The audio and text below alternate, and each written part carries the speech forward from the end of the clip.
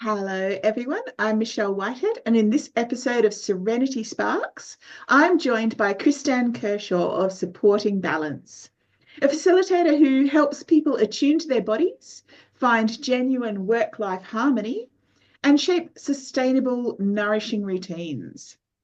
She's been very instrumental in my own health and wellbeing journey and is a very dear friend. So, Kristan is stepping into an exciting new chapter of her professional life. And I am really keen to explore how she's redefining her reputation on her own terms. So, together, we're going to delve into some of the triumphs, lessons, and inspirations behind her journey, and hopefully uncover some practical insights for anyone else out there who's seeking to align their business identity with their true strengths. So, if you're ready, Kristan, let's dive in. Let's go. I'd love to hear how this next chapter feels for you, because I know you're stepping out from a very long-standing collaboration Yep. and into your own spotlight. So let's begin by thinking about how has your perception of yourself changed and how is that affecting the way you present your work? It's really interesting because in this whole evolution of separating ways from where I've been collaborating with and so on, initially it might be like, oh, well, hang on, I don't have the safety of what I've known for so long and it's the unknown. But also the whole time I've had my own business. So now I can go with excitement going, oh, well, I can do this and I can be this and I can do all these things in myself and not have to worry about, oh, what do you think about this, or the collaboration aspect, and not competing. And I hold the value of integrity and doing the right thing very, very high. So I've always kept everything really separate, even though the other collaborative work and what I do have a big crossover. So now the freedom to be able to do as I want. It's like a kid at Christmas going, I can do whatever I want because it's Christmas. Yeah, so there's a lot of excitement and anticipation there. Yeah. Now, you're known for helping others understand their bodies and their individual needs and finding the balance between all of those competing demands on us and what we actually need to be strong. So, how Yeah. do you see that philosophy weaving into your own journey of reimagining your reputation and this space that you now hold as a standalone expert? I think the exciting thing, not that it has to be exciting, but it is that I'm known for so much support and gently encouraging people and explaining really hard things as far as complex stuff and making it make sense in a simpler way. And now I'll be able to explore that in even more, letting myself evolve. And I've gained so much from the collaborative relationship of confidence in myself and of trying lots of things over the years and leading, different events. Now I can do that solo and be able to evolve it into areas that I have additional interests in, which wasn't possible to do in the collaboration.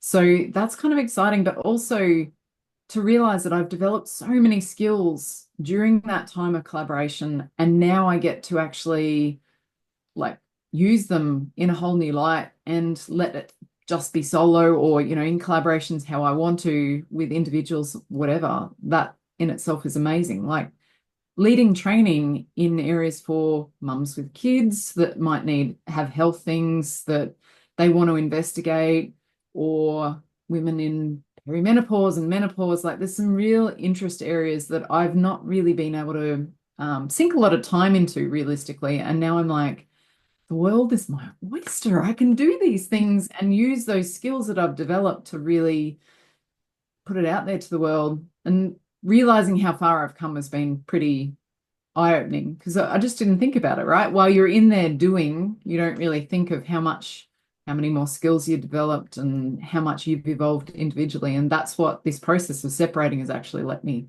kind of realize. Yeah, I know from some of our conversations that sustainable ecology and Yeah. bringing the networks of how we support ourselves from a micro to a macro level is another area that you're very excited to Yeah. explore, and I can't wait to see more about. Um, what you can bring into that. I found it very inspiring. Yeah. So we all have moments of uncertainty, those times when we find ourselves wondering if we really have what it takes to shine on our own. Oh, yeah. So what's the best thing?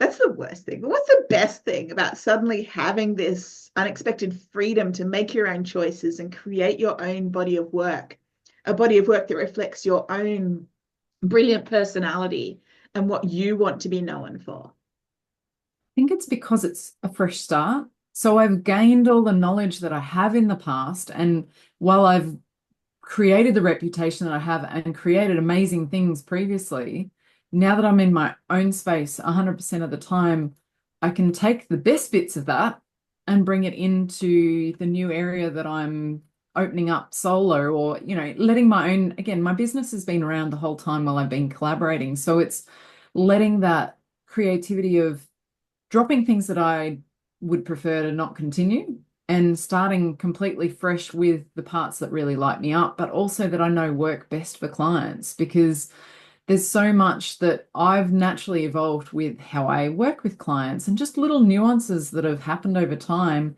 And to be able to, for instance, release training now, which I haven't been able to easily do, mainly due to time, but also some of the fact of the collaboration, I haven't been able to do a lot of that. I've done worked one-to-one with people and little bits of sort of training related things, but training is an area in which I have so many years of skills and experience. And I just didn't realize how much that had, again, continued to evolve. But now I can do it in fresh new ways that I've not been able to do. And it's funny, as I've come out of the cloud of the transition away from everything, which was stressful and, the unknown is hard, it's like a shroud was lifted up and I'm like, oh, hang on, I could do that now. And all these new ideas have come to mind that I think was energetically being blocked because I was so busy and caught up in all the rest of everything else with running two businesses that, it couldn't flow. Now it can flow. Yeah. And you've always had to filter your Yeah. ideas and the things you wanted to stand out for through the lens of whether they're a good fit for the Yeah. collaboration and pouring your creative potential into supporting your role in that collaboration. Absolutely. That many of the things that you wanted, that you would have been passionate about and really wanted to pursue, had to take a back seat. Absolutely. And so now it's an opportunity for you've got that freedom to bring those all to the forefront. Absolutely. And really see, what your own modality might look like without having to constantly fit yourself into someone else's box. Yeah. And that freedom to find whatever my box shape might be, effectively, Yeah. my own future is so exciting in itself and liberating. Like, I didn't realize, I knew consciously how much, like you said, I was consciously always choosing which route I needed to do things. And if it was an idea, which business does it go with? Or is that going to be a problem with the collaborative thing or whatever? But I didn't realize how much that was stifling other things quite at the depth of which it was. Like, I knew that I just had to let some things be and not do it because it wasn't a good fit at that time.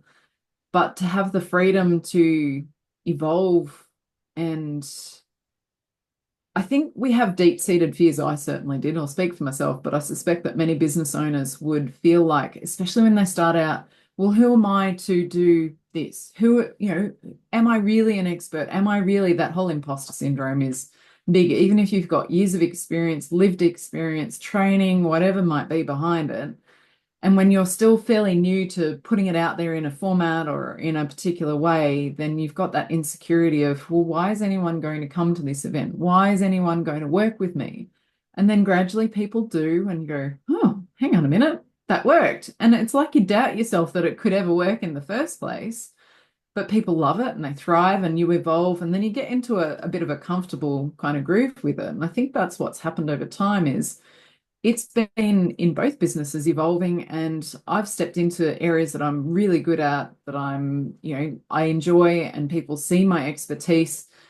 But did I necessarily see my expertise in that time, but also how much I was being held back by just the structure of things and that sort of thing? Whereas now I'm like, oh, it's like there's a whole new world, and I'm looking around going, oh, this looks different. Yeah.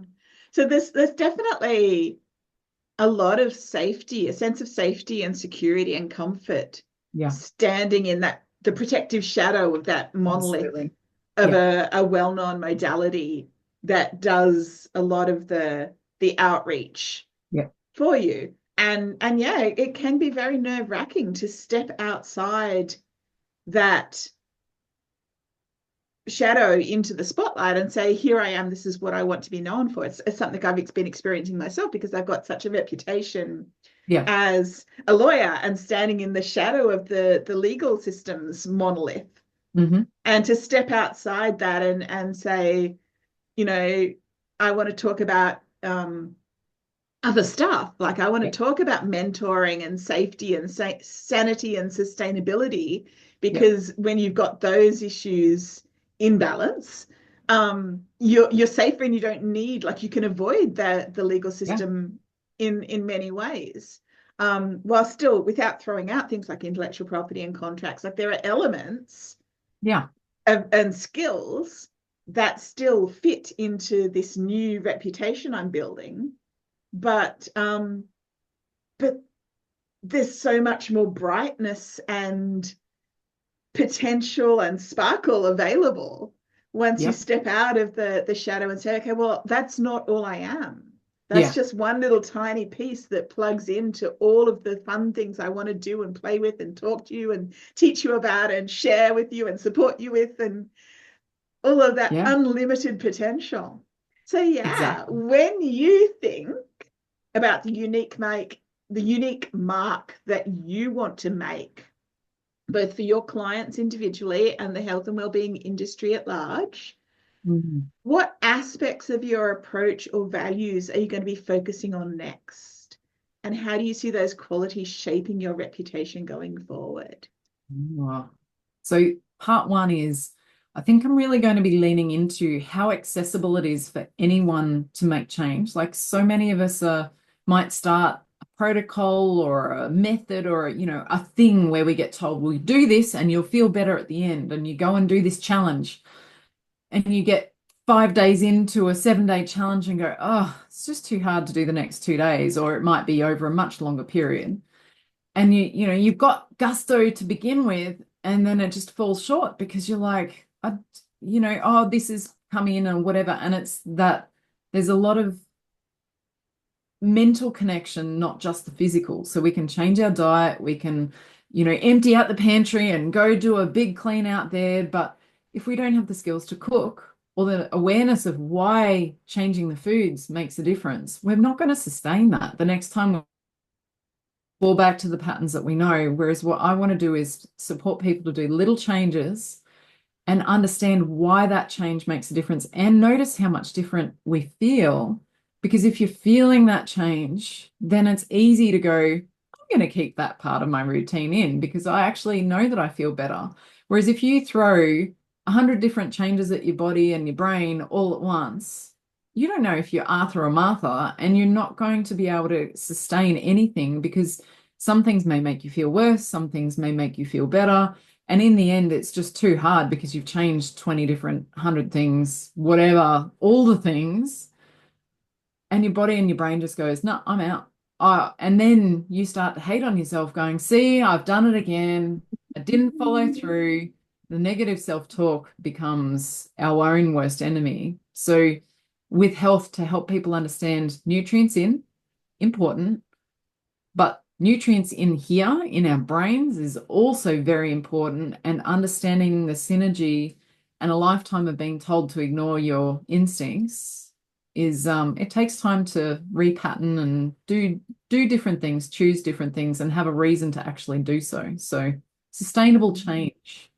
Sustainable change. Nice. Nice. Yes, I remember when we first talked, I had that, want to do all the things, and you like pulled me back, and so um and even now there's things on the list of like the list of things that we could change, where I started with the adrenal cocktails, and then a couple of months later I started with the natural vitamin C and the liver extract for the iron and things like that. Yep. And yeah, just little things. And so they're still like in the back of my mind is, oh, you should be eating more organic. And I started with the organic butter. Mm.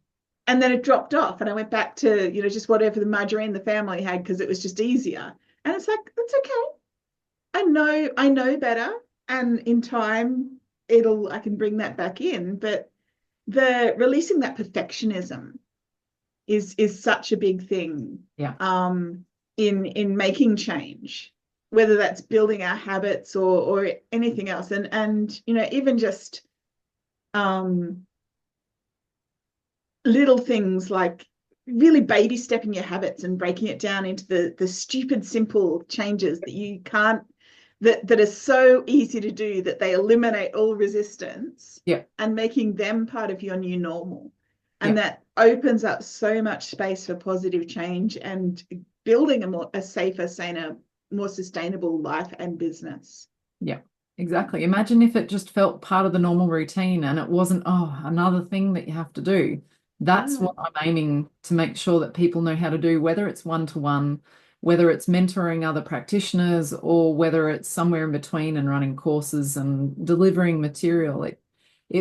I want people to feel like it makes sense and that I'm not their guru. I'm just someone that's sitting sidecar with them to help them find their way, because it's in the long term, it's not sustainable for everyone to feel like they have to see me all the time. I want you as a client to be going, I feel educated and empowered to make my own choices moving forward, because it's not about me. It's about the individual understanding what makes them tick, both in a good way and also what becomes their own detrimental sort of attitudes, habits.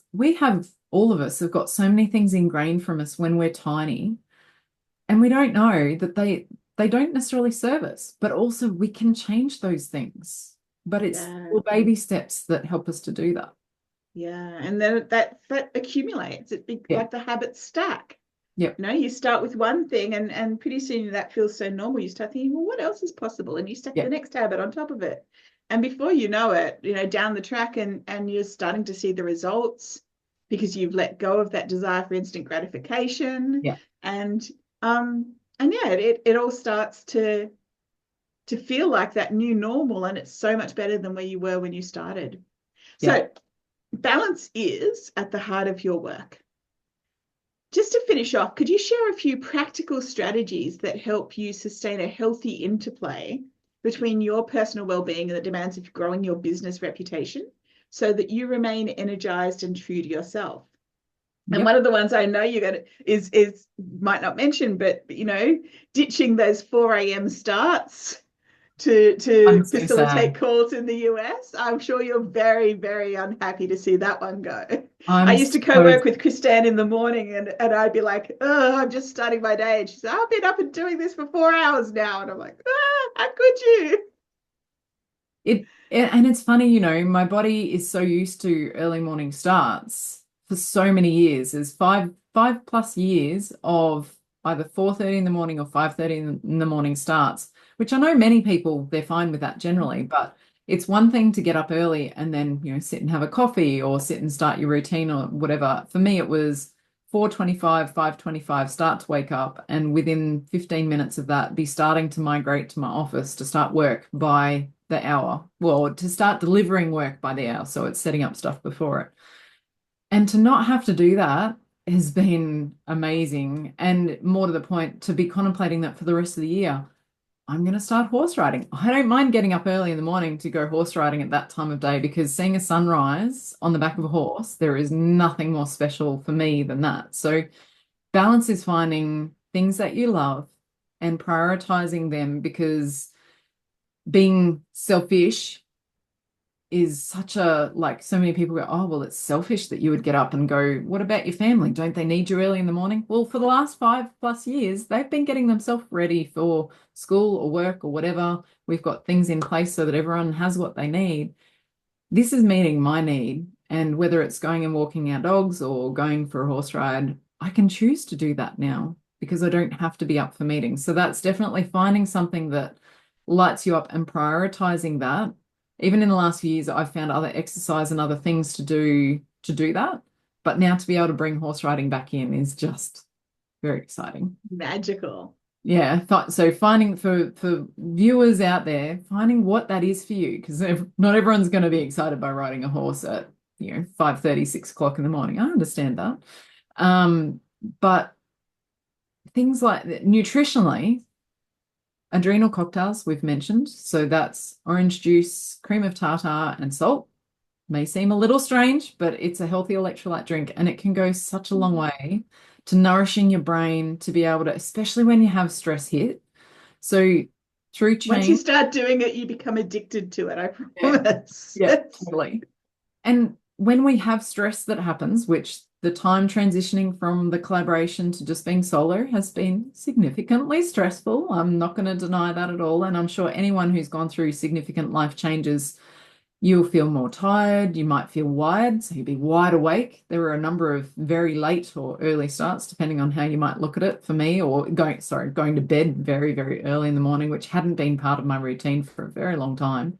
That's my body's stress response. So extra adrenal cocktails, it calms that fight or flight response. But most people live in high enough stress load all the time that having one initially and later two of those every day, really, really worthwhile. That's the first nutritionally type thing, but also bringing in some sort of magnesium, whether it's through liquid drops. I use a brand called Amina's Daily Boost. But there are other products worldwide that you can get. You can always put a comment wherever you've seen this video. If you want to know a link of where to find it for where you are, let me know. Well, check out Kristan's website, which the link will be in the CTO that goes with this video. And Yep. yeah, she's got a little store on her website where you can buy quality stuff. If you're in Australia, we make it nice and easy for you to access it. And I actually have a link to a whole lot of resources for other countries there too, so we can make sure that you can find it. So they're the two starting. I just start with adrenal cocktails and bring in the magnesium second. You could put magnesium oil or magnesium cream or something on your skin instead. It doesn't have to be oral. Yeah. But the third thing, I actually resisted the magnesium for ages. Like, it was something that just didn't make sense to me. And I had a little vial of magnesium oil that I'd picked up, goodness knows, from somewhere around for muscle soreness or something at one stage. Yep. And I just recently started keeping that next to my bed, and I don't like the feel of magnesium on my skin. It just icks me for some reason, which is really weird because I don't get icks like that very often. But I discovered without actually touching it, if I just draw a line of this oil straight from the vial onto the bottom of my feet as I lie down in bed each night, and then use my feet to rub it onto around. no hands needed. No hands needed. That actually feels really good. And Yeah. I've actually been noticing beneficial effects in my sleep patterns from that. Yeah. So, it's about taking the advice that you find out there and then making it work for you. Yeah. But yeah. Little steps like that. And you may not think that a little stripe of magnesium on your feet before bed can make any sort of difference. So it's like, how can something so small matter? It really can make a big difference. I started with 2 sprays on each foot from just a little pump pack magnesium spray, and gradually, like 2 sprays a week, increased that for 3 weeks and continued beyond that. But within 3 weeks, my then breastfed baby was sleeping through the night and I was feeling better and less stressed. And I'm like, what is this voodoo? What is this thing? And it was the beginning of our journey, but just that little step, and it was not going to add too much to my daily routine. Clearly, I didn't mind the feeling of it, but also I was so desperate at that stage, I would just tolerate pretty much anything for some relief of what we were going through. So little things can make a difference. And then to wrap up, the things that I'd suggest people do is kind of tying into the horse riding thing. Look at the mental side of where you're at. If you're feeling elevated and stressed, or even you don't know what having no stress is, the number of people I speak to who literally have had so much ongoing, their life is they're a yes person, or it's just been one thing after another, and they don't know what calming their body is. Look at whether it's meditation, whether it's EFT, emotional freedom technique, or tapping. look at something and do just a little bit. And even if you don't notice a big change with that, just keep being curious about little things that can calm your nervous system down. Sit on the toilet and take 5 or 10 extra deep breaths while you're there, because if you've got kids or other distractions everywhere else, it might be the only time you get that's just for you, but something to calm your nervous system down, because that will help the other things to do their job. Yay. Awesome. So I hope from that little conversation you might have gotten a few ideas about not leaving your business reputation to chance, Yeah. but actively managing it by getting clarity on how you want to be seen, what you want to be known for, and then aligning everything else to make it happen. Because your reputation is what attracts your ideal clients to you. It's what people believe about you. And everything you say and do, both in public and in private, and everything that's said about you, it all rolls together to add or detract from this belief. So I am wishing you all the wonderful things as you stand bright and shiny in your own spotlight. And I really look forward to seeing what happens next on this epic adventure of a business journey. Thank you. Yay! Okay.